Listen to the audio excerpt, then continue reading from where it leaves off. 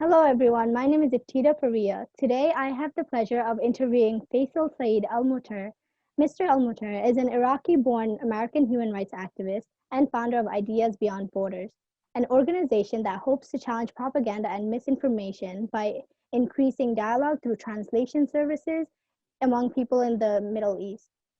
Currently, they have translated 14 books, 18,000 articles, and have a reach of 5.6 million people. For his work in education, he received the President's Volunteer Service Award from President Barack Obama in 2015. Thank you so much, Mr. Al Mutar, for joining us. Thank you for having me. To start, I would like to ask, can you provide us with more insight into why you started Ideas Beyond Borders and its current work? Definitely. So as you first mentioned, I'm originally from Iraq. I'm from the Middle East. And one of the main things that I grew up with and the challenges that I saw within the youth there is that there is very little content in Arabic. Arabic is one of the least represented languages on the internet and also in the globe in general. There are so many statistics around. One is from the UN. It's kind of old, but it's still relevant. That says that there are more books translated to Spanish in 1 year than Arabic in 1,000 years. Wow. So most of the world content is not available in Arabic. And as somebody who's multilingual, I grew up, my parents, my dad is an orthopedic surgeon, my mom is a lawyer, and they taught us to be bilingual. And now I'm multilingual from the start. And I saw that there is a huge knowledge disparities between really the mainly Arab world of the Middle East, but also the Kurdish Persian world into the compared to languages like German, French, English, etc. So I started Ideas Beyond Borders really to fill that gap. And the mission is making the inaccessible accessible. So making information that was not previously accessible in Arabic and making them accessible in Arabic. And that includes subjects on human rights, subject on critical thinking, on science, and really giving it to the hands of people and make them think for themselves and really expose them to different set of ideas that otherwise they wouldn't have that because of the barrier of language. So that's the drive and the mission of the organization. Yeah, that sounds wonderful. And okay, so the next question, can you say more about the role of misleading information concerning ethnic conflict and genocides? Definitely. So, I mean, misinformation and propaganda is nothing new. It's something that existed really from the moment people were allowed to speak or even have a language.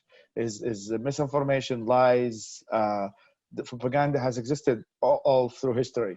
However, what I think makes this century challenging is how quickly misinformation can spread. So we can, like, somebody can make up a lie somewhere, anywhere in the world, and if this person has a million followers on Facebook or a million followers on Twitter, suddenly this lie or this information can be really penetrate and exist in million people's heads. So compared to the old world, in which if somebody wants to send a letter from, let's say, Baghdad to Cairo, it will take 7 days, if not more, to actually go from there to there. So what makes like this century kind of the age of information dangerous is also its age of misinformation. And the fact that we have tools, technologies, including the one we're using right now, that can really replicate and amplify whatever the user is. And if the user happens to be misinformation and it happens to be a state actor or propaganda, then it has a major role. In terms of ethnic conflicts, so that relates very much. I mean, ethnic conflicts are not also nothing new. However, the especially on the Rohingya subject or other, is that the lies that the government of Myanmar was spreading, or the lies that existed, is that they were able not to be spread just inside the country that it exists, but rather to the whole world through broadcasting networks, through social media, etc. And Facebook is actually being challenged within, actually, especially this year, of the fact that they allowed the misinformation about the ethnic minorities to spread like wildfire without any form of checks and balances into, because these tools exist for the English world, like the fact checking and all of that stuff. but they barely exist to other languages, and they barely exist to other really other continents. It played. There's a lot of. I mean, it's really hard to make causation correlation, as in like this Facebook post led to person getting killed. It's hard to make that connection. However, the change of the ecosystem of misinformation creates a climate of uncertainty. Like when I was in Iraq, for example, most of the Arab world, when the subjects of Rohingya was I don't know if it pronounced, is it the Rohingya, right? Mhm. Yes, Yeah. was like broadcast to the Arab media, and also because many of the Arab world were receiving the misinformation about it. You ask the average person, they're like, "Oh, I don't know. There might be like two sides to the story, because what they have received the story that says this, and then they have received other story that says." So as a result, most people cannot form an opinion. So that it Yeah. creates that kind of climate of confusion that really, in many cases, supports the oppressors, because the Mhm. oppressors want the confusion. The oppressors don't want people to. They don't necessarily want people to be on their side, but if they make them confused, that's like mission successful. So that's where this kind of the world of misinformation and propaganda entered the wars and ethnic conflicts, etc. Mhm. Sorry. Um, I think it's great that like you brought up the like social media as like a driving force behind like misinformation, because I'm not sure if you watched the Social Dilemma. It's like a documentary. I've heard of it. There are two of my Yes. friends actually featured in the movie. Yeah. Oh, really? So yeah, the show also like shed light on like how social media like kind of influence people to think a certain way, and also like news outlets as well. They have like a lot of bias. Um, so I want to ask you, is there propaganda or misinformation you see that usually surrounds like refugee crises and like specifically? Yes. So I mean, generally, like, so there are multiple types of misinformation. So there's misinformation, there is disinformation, and the Mm, difference is that disinformation is really kind of an organized campaign of misinformation. So like an example of misinformation is, I don't know, my aunt saying that garlic cure coronavirus. That is mm, misinformation.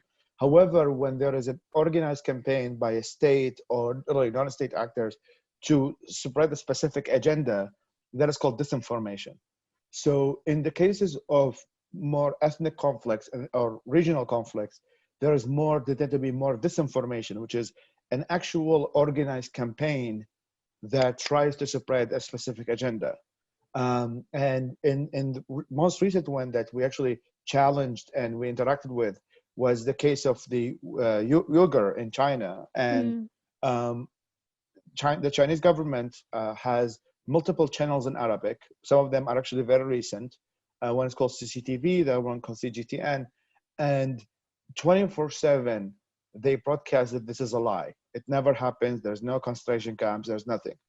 And it wasn't just like a news outlet that said that. It was short videos. It was memes. It was sound clips. It was YouTube. So it was like kind of like somebody sitting with a staff in which, okay, our mission right now is to make sure that most people in the Arab world, in the Middle East, and actually in the general Muslim world, because Pakistan also, there was a lot of misinformation spreading in Urdu saying the same thing. And we're okay, this is our goal, and we want to deny that this is happening. And not only deny that this is happening, we will show videos of people, Muslims in China, celebrating that they are working with the Chinese government. And they show videos in the Arab world. Look, these are people dancing, these are people eating food with the Chinese.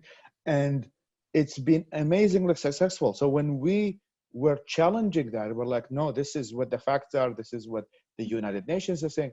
Our comment section was bombarded with that we are like part of a Zionist conspiracy, wow. or we're part of, because they have spread like this constant message for months, to the way it like resonated within the general public. And this is a very like case study of how like a form of misinformation was really able to resonate. So if you go to the streets of Cairo, or you go to the streets of Riyadh, you'll see that most people don't know this ethnic genocide is happening in China. Or if they know about it, they know that this is all, this is just a lie. This is just America, Israel, whatever are creating these lies, and this is all a war against China and whatever. And this is kind of like the same messaging that has been. This is like a very recent example. Oh, wow. Thank you for sharing that. Like you brought up like the Uyghur Muslim genocide, and so this year's essay contest focuses on the Rohingya refugee crisis, in which the Myanmar government is targeting this ethnic minority group largely because they are Muslim. And currently, it's like the largest refugee crisis in the world. Can you say more about the role of government propaganda in ethnic conflicts, whether concerning the Rohingya or elsewhere? Yes, as I mentioned in the freak, I think it's like one of the reasons why I'm loving to join that part organization to um, is really emphasize, and I would like more students to um, kind of know more about, I call it the vaccine against misinformation, which is how can they be familiar with state propaganda and be familiar of how they, what are the really youth led, because eventually this is a human problem. So eventually it's the youth who should take really the responsibility in challenging that, because they're also the most consumers of Facebook and TikTok and Snapchat, and so more people are using the same tools in which this state-run propaganda are using. So the, I mean, the role, like, I mean, the propaganda has, as I said, always existed. The new tools are the tools of social media, which is the kind of, which is now the fastest literally way of misinformation. And there is a very interesting thesis. I think it was by NYU, by PhD student at NYU, who he wrote a thesis called "Dictatorships Evolve." So before, like, so one of the kind of the false hypotheses, which is, oh, like we have this liberal democratic order created by the UN, etc., and these dictatorships are gonna fail, and we're gonna be all happy and sing together and be, and that thing failed. Obviously, the liberal world order is being challenged domestically in the United States, in Europe, and also the whole world. And that is because dictatorships, state propaganda, they adapt to the current tools. So when it used to be state television, they had state radio. That was 30 years ago. Then the internet showed up, and they're like, okay, so now this is another tool in which we can spread our ideas. So the kind of I mean, these things have always existed. However, the dictatorships really evolved into like utilizing these tools. And the Arab Spring, which was in a way a success story of social media, of activists working together to fight against Mubarak, and eventually the same tools that the activists used were actually used against them. So the activists are saying, oh, there is this protest happening, and it goes viral on Facebook. Then it's like the government spreading a video of like an activist stealing a store or something like that, and then that video also goes viral.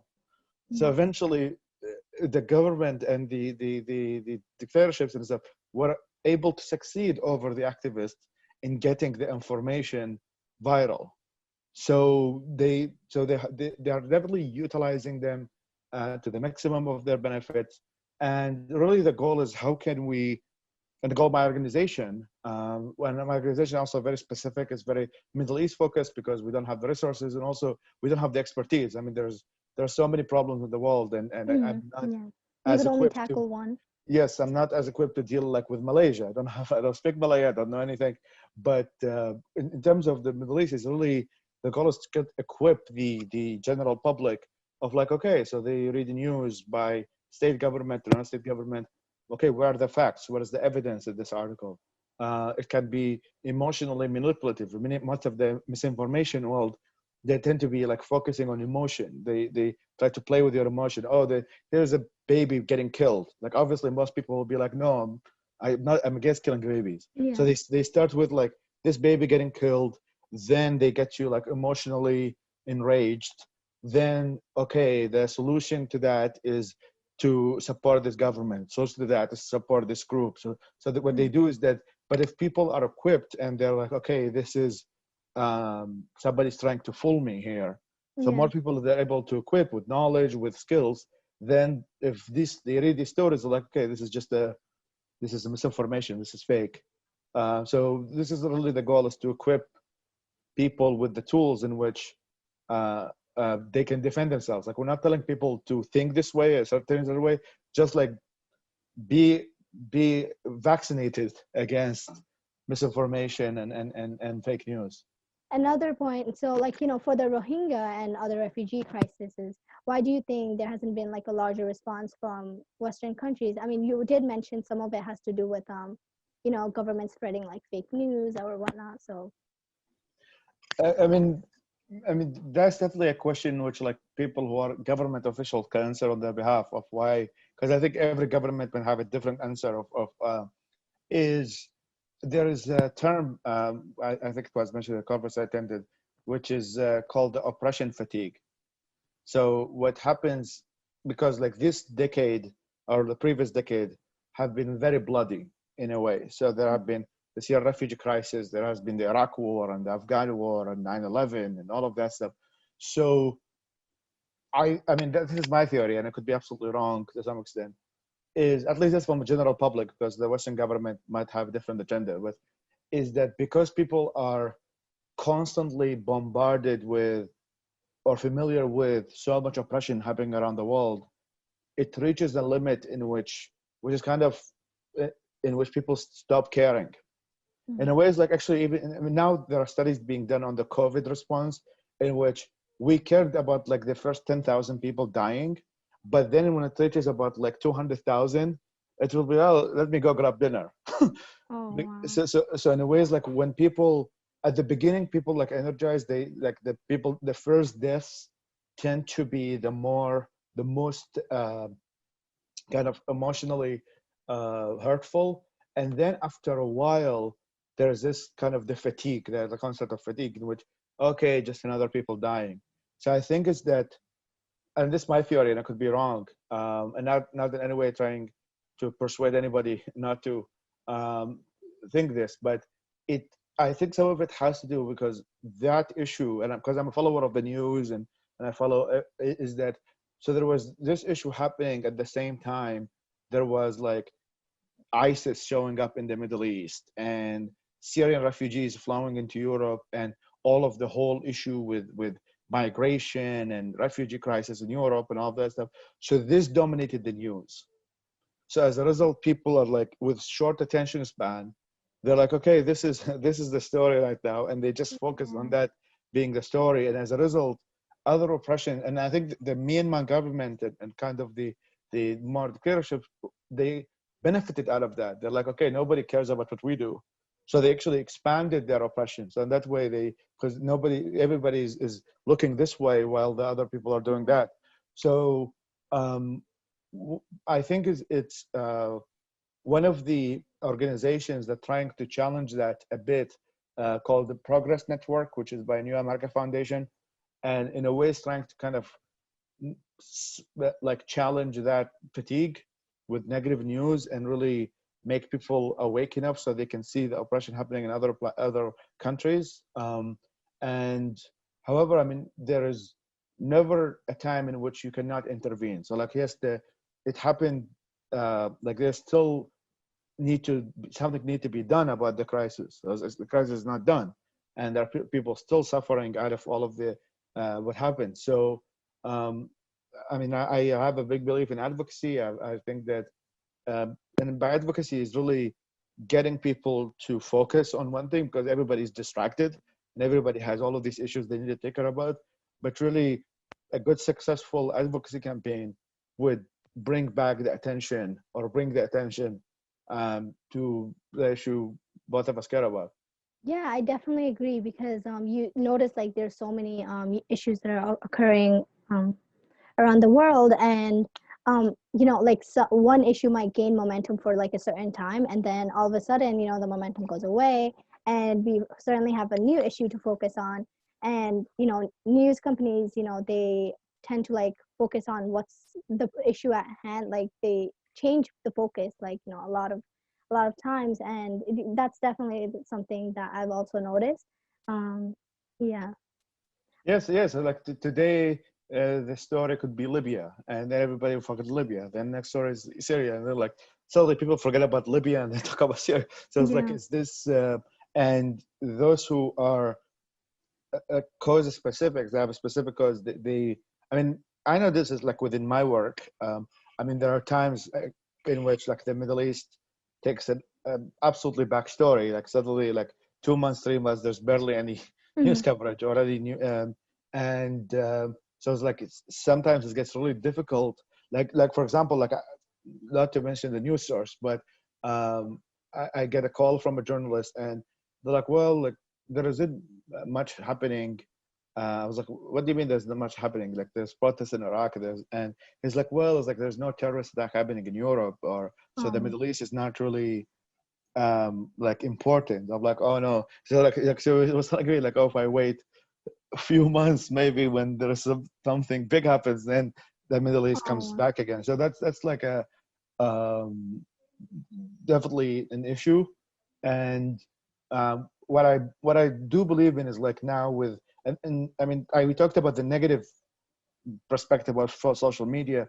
The positive perspective is that it empowers activists and young leaders for them to be the voice. So that way we don't need to depend. Like for example, like I have like 90,000 followers on Facebook, and when there are like cases in which when there's a news coverage about, let's say, protests in Iraq, there's not covered in the media. I write about it myself and I just post it on Facebook. I don't need to get it published on the New York Times. So, and I will still be able to get as much engagement or as much people know about what's happening than people would know from mainstream sources. So I think it's like one of the great things about social media is that yes, it has been a place for misinformation. However, it's also been a place in which youth activists, human rights activists found a voice in which the kind of established institutions were not giving them that voice. So that's Mm. something that is, and what's great about this is that this is a tool that most of us have. So everybody, if they are equipped to know how to create a social media page and how to create following and stuff like that, most people can have that power, and it's within your hand. So many Americans, especially millennials, they depend on social media platforms to obtain news. And I think you mentioned earlier in the interview as well. And so, how do we make sure that we're receiving factual information? Um, Great question. I think is that so. Like information is that it has the receiver and the people who send the information. We don't have a control of people who create the information. We only have a control of how we are able to receive this information. So this is why I mean I think it's amazingly essential, especially in this time and age. And there are some countries which are implementing that. Actually, Finland I think has implemented that recently, in which they teach media literacy from like people from kindergarten all the way up to Mm. high school. I'm a big advocate for such policies.